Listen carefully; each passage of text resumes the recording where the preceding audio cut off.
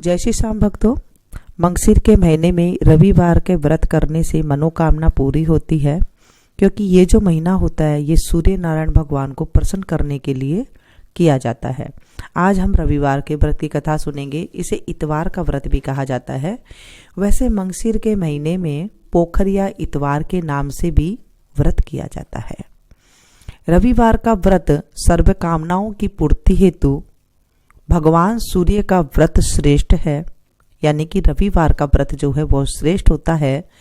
इस व्रत की विधि इस प्रकार है। प्रातःकाल स्नान आदि से निवृत्त हो स्वच्छ वस्त्र धारण करें, शांत चित्त होकर परमात्मा का स्मरण करें। भोजन एक समय से अधिक नहीं करना चाहिए। भोजन तथा फलाहार सूर्य का प्रकाश रहते ही कर लेना चाहिए। यदि निराहार रहने पर सूर्य छिप जाए तो दूसरे दिन सूर्य उदय हो जाने पर अर्घ्य देकर ही भोजन करें। व्रत के अंत में सूर्य व्रत की कथा सुननी चाहिए। व्रत के दिन नमकीन तेल युक्त भोजन कदापि ग्रहण ना करें। इस व्रत के करने से मान सम्मान बढ़ता है तथा शत्रुओं का क्षय होता है। आंखों की पीड़ा के अतिरिक्त अन्य सब पीड़ाएं दूर होती है। सूर्य भगवान का जब व्रत करते हैं, इस दिन अगर आप व्रत करते हैं तो तेल का जो सामान होता है, तेल में जितना बना हुआ जो हम सब्जी वगैरह खाते हैं वो तेल में ना बना करके घी में बना करके खाएं। और अगर आप व्रत नहीं कर सकते हैं तो कथा कहानी भी जरूर सुन लेनी चाहिए। बोलिए सूर्यदेव भगवान की जय। एक बुढ़िया थी। उसका नियम था कि प्रति रविवार को सवेरे ही स्नान आदि करके पड़ोसन की गाय के गोबर से घर लीप कर फिर भोजन तैयार कर भगवान का भोग लगा स्वयं भोजन करती थी। ऐसा व्रत करने से उसका घर धन्य धान्य एवं आनंद से पूर्ण था। इस तरह कुछ दिन बीत जाने पर उसकी पड़ोसन विचार करने लगी कि यह वृद्धा सर्वदा मेरी गौ का गोबर ले जाती है, इसलिए वह अपनी गाय को घर के भीतर बांधने लगी। बुढ़िया को गोबर न मिलने से रविवार के दिन वह अपने घर को न लीप सकी, इसलिए उसने न तो भोजन बनाया और न ही भगवान को भोग लगाया तथा स्वयं भी उसने भोजन नहीं किया। इस प्रकार उसने निराहार व्रत किया। रात हो गई और वह भूखी सो गई। रात में भगवान ने उसे स्वप्न दिया और भोजन न बनाने तथा भोग न लगाने का कारण पूछा। वृद्धा ने गोबर न मिलने के कारण बताया। तब भगवान ने कहा, माता, हम तुमको ऐसी गाय देते हैं जिससे सभी इच्छाएं पूर्ण होती है, क्योंकि तुम हमेशा रविवार को गाय के गोबर से घर लीप पर भोजन बनाकर मेरा भोग लगाकर खुद भोजन करती हो। इससे मैं खुश होकर तुमको यह वरदान देता हूँ तथा अन्य समय में मोक्ष देता हूँ। अंत समय में मैं तुम्हें मोक्ष का वरदान देता हूँ। स्वप्न में ऐसा वरदान देकर भगवान अंतर्ध्यान हो गए और जब वृद्धा की आंख खुली तो वह देखती रह गई कि आंगन में एक अति सुंदर गाय और बछड़ा बंधे हुए हैं। वह गाय और बछड़े को देखकर अत्यंत प्रसन्न हुई और उनको घर से बाहर बांध दिया, वहीं खाने का चारा डाल दिया। जब उसकी पड़ोसन ने बुढ़िया के घर के बाहर एक अति सुंदर गाय और बछड़े को देखा तो द्वेष के कारण उसका हृदय जल उठा तथा जब उसने देखा कि गाय ने सोने का गोबर किया है तो वह उस गाय का गोबर ले गई और अपनी गाय का गोबर उस जगह पर रख गई। वह नित्य प्रति ऐसा करती रही और सीधी सादी बुढ़िया को इसकी खबर नहीं होने दी।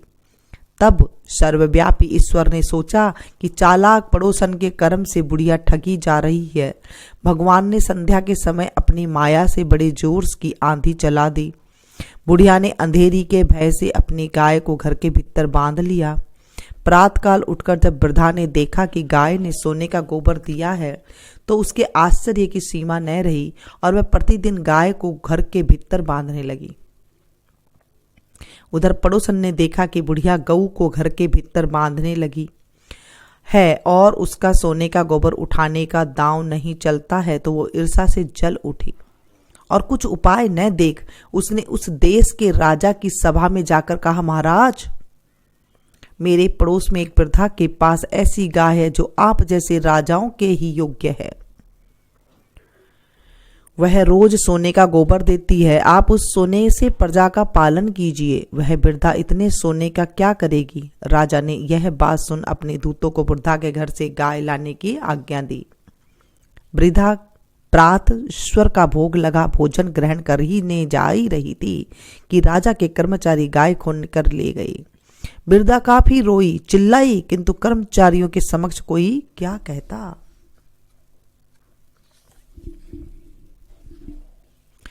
उस दिन वृद्धा ने गाय का वियोग से भोजन न खा सकी और रात भर रो रो कर ईश्वर से गाय को पुण्य पाने के लिए प्रार्थना करती रही। उधर राजा गाय को देखकर बहुत प्रसन्न हुआ, लेकिन सुबह जैसे ही वह उठा सारा महल गोबर से भरा दिखाई देने लगा। राजा यह देखकर घबरा गया। भगवान ने रात में राजा से स्वप्न में कहा, राजा, गाय वृद्धा को लौटाने में ही तेरा भला है। उसके रविवार के व्रत से प्रसन्न होकर मैंने उसे गाय दी थी। प्रात होते ही राजा ने वृद्धा को बुलाकर बहुत सा धन के साथ सम्मान सहित गाय और बछड़ा लौटा दिए। उसकी पड़ोसन को बुलाकर उचित दंड दिया गया। इतना करने के बाद राजा के महल से गंदगी दूर हो गई। उस दिन से राजा ने नगरवासियों को आदेश दिया कि राज्य की तथा अपनी समस्त मनोकामनाओं की पूर्ति के लिए रविवार को व्रत करो। व्रत करने से नगर के लोग सुखी जीवन व्यतीत करने लगे। कोई भी बीमारी तथा प्रकृति का प्रकोप उस नगर पर नहीं होता था। सारी प्रजा सुख से रहने लगी। बोलिए सूर्यदेव भगवान की जय।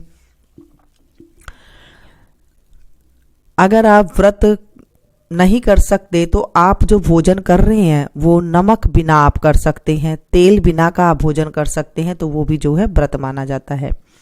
अगर आप ऐसे भी नहीं कर सकते हैं तो सूर्य छिपने से पहले आप भोजन कर लें, सूर्य अस्त होने के बाद आप भोजन ना करें तो भी हमें कुछ फल मिल जाता है। ऐसे करने से हमारे जीवन से जो आंखों की परेशानी होती है, पीड़ा घर में आती है, मान सम्मान की प्राप्ति नहीं होती है, धन दौलत की प्राप्ति नहीं होती है, वो सब सही होने लग जाती है जब हम ये सूर्य भगवान का ऐसा कुछ नियम का पालन करते हैं। बोलिए सूर्यदेव भगवान की जय। अब हम सूर्यदेव भगवान की आरती करेंगे।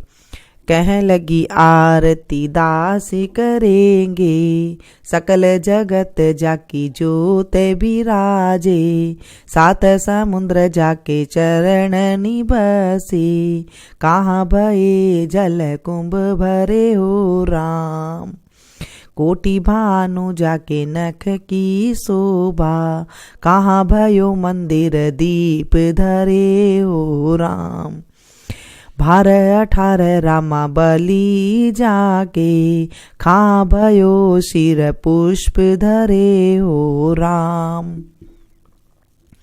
56 भोग जाके नृत्यपति लागे, कहाँ भयो निवेद धरे हो राम, अमित कोटि जाके बाजा बाजे, कहाँ भयो झंकार भरे हो राम, 4 वेद जाके मुख की शोभा, कहाँ भयो ब्रह्म वेद पढ़े हो राम, शिव सनकादि आदि ब्रह्मादिक, नारद मुनि जाको ध्यान धरे हो राम, हिम मंदार जाको पवन झकोरे, कहाँ भयो शिर चंवर ढूरे हो राम, 184 बंद छुड़ायो, केवल हरि यश नाम देव गाए हो राम।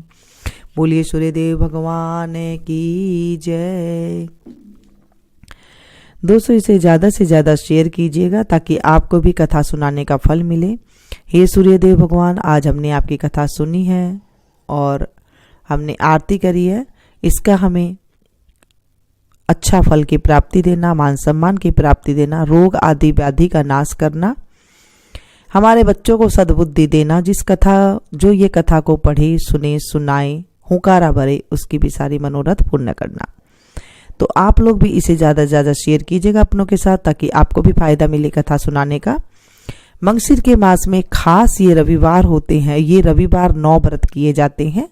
मंगशिर के मास से शुरू करके जब फागन की फागुन में आती है शिवरात्रि, तब तक ये व्रत पूरे किए जाते हैं। उससे पहले जो रविवार आते हैं तब तक ये व्रत पूरे किए जाते हैं। और ये व्रत 9 साल तक किए जाते हैं। जैसे मंगसिर के महीने से उठा करके और फागुन तक 9 व्रत करें, फिर ऐसे 9 साल तक किए जाते हैं। एक पत्थर या फिर एक ईंट या फिर एक छोटा सा चिकना पत्थर आप रख सकते हैं। उसी पत्थर को 9 साल तक पूजा करते हैं। या फिर आप एक ही मंदिर में 9 साल तक पूजा करें। जैसे एक आपके घर के आसपास कोई मंदिर है तो एक ही मंदिर में 9 साल तक 9 रविवार ये व्रत किए जाते हैं। वहां पर ही पूजा पाठ होती है शंकर जी के मंदिर में। और घर में कर रहे हैं तो एक चिकना पत्थर रख करके थाली में रख करके फिर ये पूजा की जाती है। जैसे हम और पूजा करते हैं, जल चढ़ाते हैं, रोली चावल हल्दी चढ़ाते हैं, गुड़ का मिष्ठान चढ़ाते हैं और मीठा ही खाया जाता है। गुड़ का ही भोग लगाया जाता है। गुड़ के चावल मीठे बनाए जाते हैं। तो इस तरह से गुड़ का ही जो है भोग बना करके खाना, भगवान को भोग लगा करके फिर वो भोजन खाया जाता है। इस तरह से पूजा की जाती है 9 रविवार तक। इसे पोखर या इतवार के नाम से जाना जाता है। तो हम तो ऐसा नहीं कर रहे हैं, तो आप सिंपल पूजा कर सकते हैं। बस सिर्फ कथा कहानी सुन लेते हैं। कुछ नियम भी अगर हम कर लेते हैं तो भी हमारे जीवन में काफ़ी हद तक अच्छे सुधार होने लग जाते हैं और हमारे जीवन से आदि व्याधि पीड़ा जो है दूर हो जाती है। मिलती हूँ फिर से एक नई वीडियो में नई जानकारी के साथ। तब तक आप लोग देखते रहिए मीनू संगीत। Thank you.